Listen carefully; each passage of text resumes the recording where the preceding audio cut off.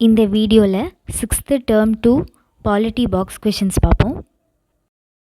இதில் first lesson தேசிய சின்னங்கள்.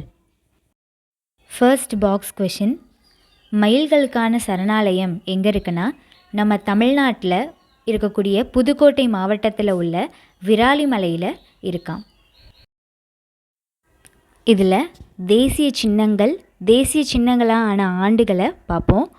ஆலமரம் 1950, மயில் 1963, கங்கை ஆறு 2008, தாமரை 1950, புலி 1973, யானை 2010.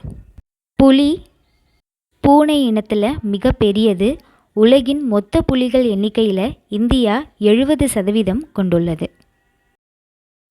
ஆற்று ஓங்கில் 2010, லாக்டோபேசிலஸ் 2012, மாம்பழம் 1950.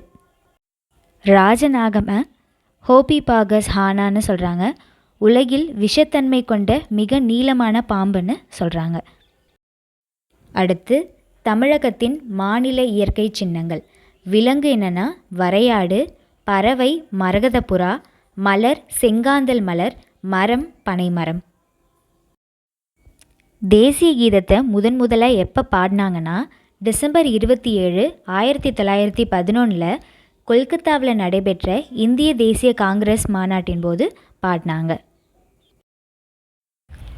அசோகர் காலத்தில் சாரநாத் தூணோட உச்சியில் அமைந்திருந்த நான்முக சிங்கம் தற்போது சாரநாத் அருங்காட்சியகத்தில் பாதுகாக்கப்படுகிறது.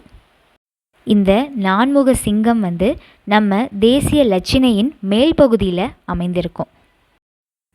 இந்திய தேசிய கொடியை வடிவமைத்தவர் யார்னா ஆந்திராவை சேர்ந்த பிங்காலி வெங்கையா. விடுதலை இந்தியாவின் முதல் தேசிய கொடி எங்கே நெய்யப்பட்டதுன்னா தமிழ்நாட்டில் உள்ள வேலூர் மாவட்டத்தில் குடியாத்தம் அப்படிங்கிற பகுதியில் தான். இக்கொடியை பண்டித ஜவஹர்லால் நேரு அவர்கள் ஆகஸ்ட் 15, 1947 அன்று செங்கோட்டையில் ஏற்றினார். இக்கொடி தற்போது சென்னையில் உள்ள புனித ஜார்ஜ் கோட்டை அருங்காட்சியகத்தில் பொதுமக்கள் பார்வைக்காக வைக்கப்பட்டிருக்கு. இந்திய குடியரசு நாள் ஜனவரி 26. அதிலிருந்து 3வது நாளான ஜனவரி 29 அன்று பாசறைக்கு திரும்புதல் அப்படிங்கிற ஒரு விழா சிறப்பாக நடைபெறும். நாளில் தரைப்படை, கடற்படை, விமானப்படைன்னு முப்படை சேர்ந்த இசைக்குழுவினர் நிகழ்ச்சிகளை நடத்துவாங்க.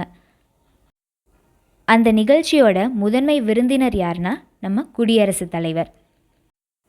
இவ்விழாவின் ஒரு பகுதியாக மாலை 6 மணிக்கு குடியரசுத் தலைவர் மாளிகை மின் விளக்குகளால் அலங்கரிக்கப்படும்.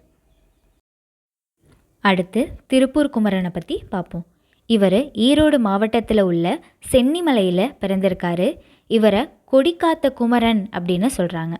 இள வயதிலிருந்தே இந்திய விடுதலை போராட்டத்தில் கலந்து கொண்டார். 1932 காந்தியடிகளை கைது பண்ணிட்டாங்க. அதை கண்டித்து நாடு ஃபுல்லாக போராட்டம் நடந்துச்சு. காந்தியடிகளை விடுதலை செய்ய கோரி நடந்த அந்த போராட்டத்தில் திருப்பூர் குமரனும் கலந்துக்கிட்டார். காவல்துறையினரோட கடுமையான தாக்குதலுக்கு உட்பட்டு உயிரிழந்தார். போராட்ட களத்தில் உயிர் நீத்த போதும் மூவர்ண கொடியை கீழே விடவே இல்லை திருப்பூர் குமரன் அவர்கள். அதனால தான் திருப்பூர் குமரனை கொடிக்காத்த குமரன்னு அழைக்கிறாங்க. அவரது தியாகத்தை நினைவு கூறும் வகையில் அவரது 100ஆண்டில் இந்திய அரசு அவரது உருவம் பொறித்த அஞ்சல் தலையை வெளியிட்டு அவரை சிறப்பித்திருக்காங்க. நெக்ஸ்ட் லெசன் இந்திய அரசியலமைப்பு சட்டம். ஃபர்ஸ்ட் பாக்ஸ், இந்திய அரசியலமைப்பு சட்டத்தின் தந்தை என அழைக்கப்படுபவர் யார்னா டாக்டர் BR அம்பேத்கர் அவர்கள். அரசியலமைப்பு சட்ட வரைவு குழு 7 பேர் கொண்டது. யார்னா doctor BR Ambedkar, N Gopalaswami, KM Munshi, Syed Mohammed Saadulla, N Madhavarao, DT Krishnamachari, Alladi Krishnaswamy ஆகிய சட்ட வல்லுநர்கள் இடம்பெற்றிருக்காங்க. சட்ட வரைவு குழு தலைவர் டாக்டர் BR அம்பேத்கர். அவர் நமது அரசியல் சட்டத்தை உருவாக்கின முதன்மை சிற்பியாகவும் கருதப்படுறாரு. நமது அரசியல் சட்டம் உருவான போது 395 உறுப்புகள், 22 பகுதிகள் மற்றும் 8 அட்டவணைகள் இடம்பெற்றிருந்தன. தற்போது 448 உறுப்புகள், 25 பகுதிகள் மற்றும் 12 அட்டவணைகள் இடம்பெற்றுள்ளன. இந்திய அரசியலமைப்பு சட்டம் அக்டோபர் 30, 2021 வரை 105 முறை திருத்தப்பட்டுள்ளது. அடுத்து இந்திய அரசியலமைப்பு சட்டத்தின் உண்மை பிரதிகள் நாடாளுமன்ற நூலகத்தில் ஹீலியம் வாயு நிரப்பப்பட்ட பேழையில் வைத்து பாதுகாக்கப்பட்டு வருகிறது.